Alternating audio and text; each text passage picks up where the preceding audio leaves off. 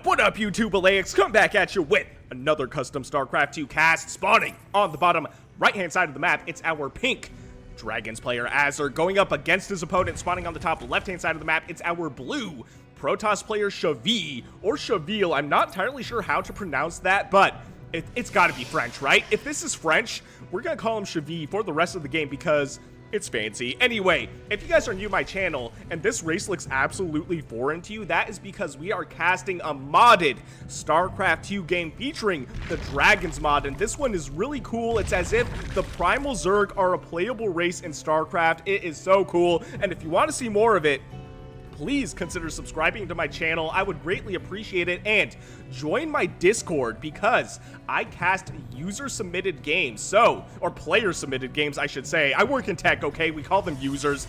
I cast player-submitted games, so I may just cast one of your own if you submit it in my Discord. And here we go. We have the Razorback that will likely get the scout in. Oh, and the probe trying to block it, but even though the Razorback, which is like a grounded overlord, it doesn't attack, it does do reactionary damage, so it shoots spikes at whatever is attacking it. So that probe would have likely died if Cheville did not pull it away. So that probe trying to be a hero, but ultimately letting this Razorback in. Asur is going to see everything that's going on. He's going to see that there's a wall in the natural base location. We'll see that there is no cheesy shenanigans going on unless there's going to be like a potential proxy Stargate. None of that's ruled out yet, but he can rest assured that there's no sort of weird shenanigans. Nothing too crazy for the time being. Will likely run away with that Razorback. It looks like he's actually checking the third base location, and he may as well, because this thing is so slow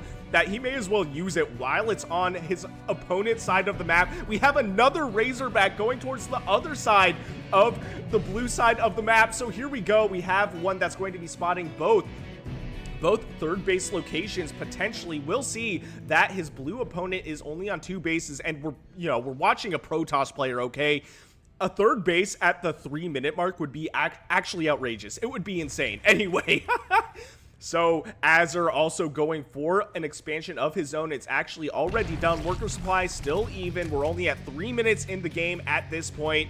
And man, I love the animation of the Dragons. It's one of my favorites, and it's so cool. We have this main mining structure, and it's called the Denizen of the Deep. It is sick. Now, one thing I do want to say, oh no, the Razorback. Oh, this poor Razorback, it will die in a very gruesome fashion. Wow.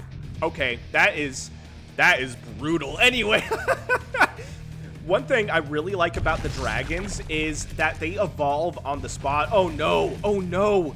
Oh, this is going to be brutal. So, these workers are stuck. They're trapped in their own buildings. So, I wonder, okay, Asur, it looks like he did change the rally point just a little bit. But anyway, what I was going to say, one thing that's really interesting about the Dragons is their units can evolve on the spot. You can either split them into 2 weaker versions of themselves, or I don't know if you can merge them, but you can make them strong, like strong versions of themselves as well.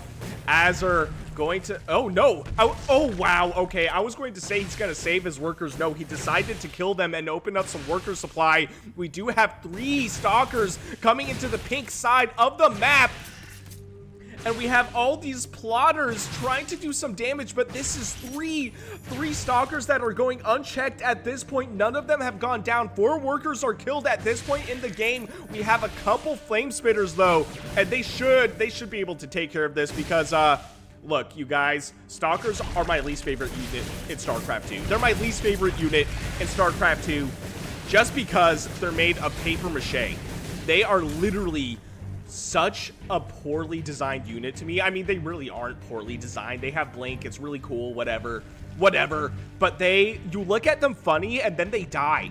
Like, you straight up look at them and then suddenly your army supply is halved. I swear to God, bro. I swear to God. Anyway, it looks like both players are still only on 2 bases, both of them playing a little more aggressively than I would have expected. We have the Horned Magus as well, which is a spellcasting unit for the Dragons. Oh, will Cheville get the cancel on this just as he throws down this third base? It gets put under so much pressure by the pink player. ultimately will get the cancel on that. Both of these players are really evenly matched. We have a lot of stalkers now, though. We don't have blink on the way. Oh man, so these are unblinkable stalkers. We do have the immortal, and the immortal is one of my more favorite units, but the magus, it has a cloaking ability. It has a cloaking spell. I didn't know that. Will snipe the immortal and force the blue army away. That is so cool. Oh, wow. I wonder how long that lasts. That lasts a long time. What do you guys think? That was at least like 20 seconds. That had to be 20 seconds, right? Whatever. I'll look back on the replay. I'll see how long that actually was. We do have the third base now coming down, just about halfway done. We have a third base just starting for our pink Dragons player as well. This is still anybody's game. Worker supply 53 to 48 in favor of Cheville. Army supply, though, in favor of Asur, 24 to 15. And man, it is so funny. It's so funny to me watching a Protoss player, because we haven't done a cast featuring the Protoss in so long. I cast so much custom StarCraft 2 content that we hardly see the vanilla races anymore. And it's actually hilarious that most of my content, which is StarCraft 2 content, doesn't even have the vanilla StarCraft 2 races. I just think that's hilarious. Anyway, looks like there is a lull in the game. We do have this observer, which is chilling, and I think Cheville is going to keep this at home with the main army, because after seeing that magus cloak the entirety of the pink army, he's traumatized, and so would I. I would be absolutely traumatized, bro. I'd be like, look, what was that? I don't play against this race, this Primal Zerg race. What is this? What is this, bro? This is another ability, which I don't know. I should really look at the tech tree for the Dragons. I've only cast maybe like, what? I think maybe 4 or 5 games with them, and it was a long time ago. Looks like Asur going for that shield battery, but there's another shield battery on the left side of this third base. Will force the pink army away, but it looks like there's also, I think this is a flame spitter ability. They spit. They literally spit fire, which does AoE DPS damage, and oh, that's great. A great reaction by Cheville. I don't know if he's familiar with the Dragons, but the fact that he realized that this stalker was the weak link in his army, decided that, look, I have to run this guy away and let him do his own thing, and if he dies, so be it. So be it. It's for the greater good of the Protoss. This Razorback is still chilling. The cow for the Dragons is grazing on some minerals. He is vibing. He's got nothing better to do. He literally can't do anything but provide supply and scouting, actually. So you know what? I shouldn't talk shit. I really shouldn't talk smack on the Razorback. The Razorback is like a grounded overlord. He's doing his best. He's doing his best, you guys. I can't talk shit, man. I cannot. And it looks like we have Charge Zealots. Do we have Blink already? We have Blink on the way. What are our upgrades at? We have 1 attack upgrades, now 2 attack upgrades for the Protoss, and we have stuff that I have no idea what it is for the Dragons. I am so sorry. I am so sorry, you guys. We have what is going to be a 4th base coming down for our blue Protoss player. The Dragons, though, just chilling in the middle of the map, and I really want to see one split. Okay, so this is an Ascended Flame Spitter, so this is what I'm talking about. So they become stronger. So as you can see, this Flame Spitter has 105 HP. This Flame Spitter, just the regular one, has 75. So I don't know. I don't know if you put 2 together. I really don't know, but we have the Cloak for the Magus, but we do have the Observer. Cheville's going to have to move this Observer up, though, because he's not going to have vision for long if he runs away from the Observer towards the pink side of the map. We have some static defense here as well. We have a Frontiered Deep one, which I don't know what this does, but it looks like it recharges. I think it's recharging, like, energy. I really don't know, though. And what is this? We have what is a drop. We have a Warp Prism in the main base for the pink player, and at the same time we have what is going to be Stalkers knocking at the front door of the third base. It looks like the units, the Protoss units in the main base, do get cleaned up, and now we have what is the third base location in a little bit of danger. How many workers were killed? 25 workers killed by blue, 0 killed by pink. Now 28 workers killed by blue. Ultimately, though, will be forced on the retreat. Taking a look at the resources lost, not too bad. 4,000 resources lost exactly to 3,700 for pink. So this is a pretty even matchup so far, and now we also have the Colossi. Do the Colossi have Thermal Lance? And yes, they do. So they have extra range, and this game is actually getting insane. This game is getting insane, you guys. Worker supply, though, is way in favor of Cheville at this point, 85 to 51, and the fact that almost 30 workers went down, 29 workers went down, that does check out. Asur, though, keeping it up with the macro. We're at 89 army supply to 77 in favor of our pink dragon player. I almost called him Zerg. You guys probably heard that. I was like, Zdragon. Zdragons, dude. They're like the Zerg. I mean, honestly, they're more like the Primal Zerg. I know the creator, the modder, I should say, did not create this mod with the intent of making this like the Zerg, but I mean, they evolve on the spot, and there's literally a cinematic where a Primal Zerg eats like a little Primal Zerg, and then it goes Hulk. It goes Hulk mode. So that's what I'm saying, man.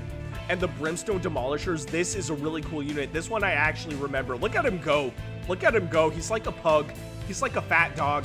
But look, the Brimstone Demolisher is like a close-range flamethrower. So it has like constant fire DPS, and it is outrageous how much damage this thing can do. I really hope we see it in action. So, you know what? Dragons kind of checks out. We have the Flame Spitters, and we have the Brimstone Demolisher. The only thing is none of these guys fly, but there are flying units for the Dragons, and look at that. Look at that fire from the Brimstone Demolishers. The only thing is, though, we have so many Colossi that it's actually ridiculous. Do we have an observer here, though? Yes, we do. We have 2 observers, and these Colossi just mopping the floor with dragon blood. This poor the Sky Razor running away will ultimately get surrounded by the Zealots. Taking a look at the army supply, it's now 82 army supply to 46. We do have some Ascended Volcanic Harbingers. I think that's what that is. That is super cool looking. So it looks like this is a dropship for the Dragons, but this is so many Colossi, dude. We haven't seen Colossi on my channel in months. Literal months. But it looks like these things actually do damage as well. And the issue here is Colossi do not shoot up. Colossi do not shoot up, so these Harbingers may actually save the day for the pink dragon player. They're not doing a ton of damage, but they're actually doing a decent amount of damage. At the same time, on the back of this, we have what is going to be Zealots and Stalkers going to the other side of the map, and there's blue everywhere. Oh man, these are 2 observers right here, and here we go. We have what is going to be the attack on the 3rd base location. Actually, no, this is the natural base location for the pink dragon player, and 3 Colossi survived against those Harbingers. It looks like Cheville ran those away, but now we have them coming back. Another one goes down. There's only 2 Colossi on the north side of this engagement.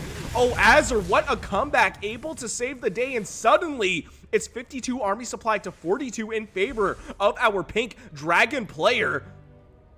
There's a lot of gas floating for Asur, but to be fair, he's got a little bit less minerals. Oh no, these poor flame spitters getting caught off guard will get surrounded by the blink stalkers and hit by the long range of those Colossi. What was that?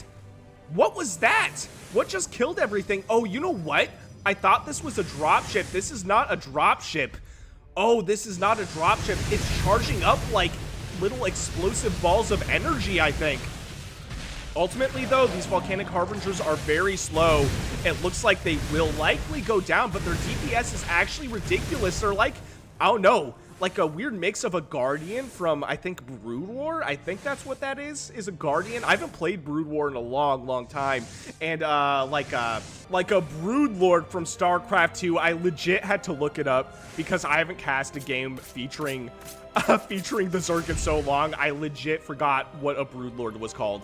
It's that bad. It's that bad, you guys. But also, I worked all day. I worked like 10 hours today. My brain is dead. My brain is dead. That is my excuse. Anyway, we also have the flesh renders. They look like the Scourge from StarCraft 1. That is cool. That's cool use of that asset.